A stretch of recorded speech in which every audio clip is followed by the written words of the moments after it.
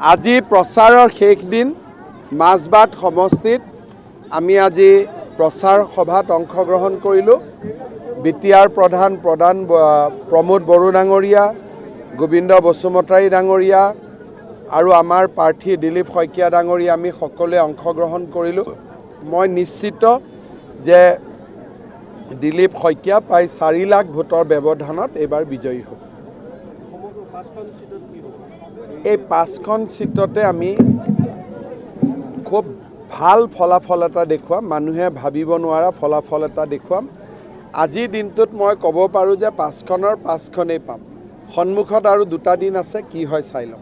আমাৰ মুখ্যমন্ত্ৰী ডাঙৰীয়াই দৰং ওদালগুৰি সমষ্টিৰ শেষ নিৰ্বাচনী প্ৰচাৰ আজি মাজবাটত কৰিলে আৰু এই শেষ নিৰ্বাচনী প্ৰচাৰত আমি যি উৎসাহ ৰাইজৰ দেখিবলৈ পালোঁ, এতিয়া নিশ্চিত হৈ গ'ল দৰং ওদালগুৰি সমষ্টিত প্ৰায় 4 লাখতকৈ বেছি ভোট লৈ দিলীপ শইকীয়া ডাঙৰীয়া জয় হ'বলৈ গৈ আছে। আৰু বিভিন্ন জনগোষ্ঠীৰ ৰাইজ, বিভিন্ন শ্ৰেণীৰ ৰাইজ ইমান ফূৰ্তি, ইমান এটা উৎসাহেৰে ওলাই আহিছে, প্ৰত্যেকটো সভাত মই দেখিবলৈ পাইছোঁ।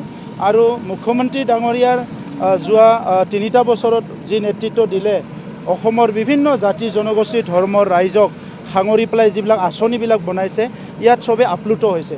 কোনোদিন কল্পনাই কৰা নাছিলে যে তেনেকুৱা অৰুণোদয় পাব, গাঁৱে গাঁৱে পানী পাব, লাখ লাখ মানুহে ৰেচন কাৰ্ড পাব, লাখ লাখ মানুহৰ ঘৰ নিৰ্মাণ হ'ব, আছাম মালাৰ নিচিনা ডাঙৰ ডাঙৰ ৰাস্তা হ'ব, ষ্টেডিয়াম হ'ব আৰু অসমত ইমান কম সময়ৰ ভিতৰতে এনেকুৱা স্থায়ী শান্তি আহিব, এই কথাবিলাক কল্পনাই কৰিব পৰা নাছিলে। গতিকে আজি বিটিআৰবাসী ৰাইজে আমাৰ প্ৰধানমন্ত্ৰী নৰেন্দ্ৰ মোদী ডাঙৰীয়াৰ ওচৰত আমাৰ কৃতজ্ঞতা আমি দিব বিচাৰোঁ।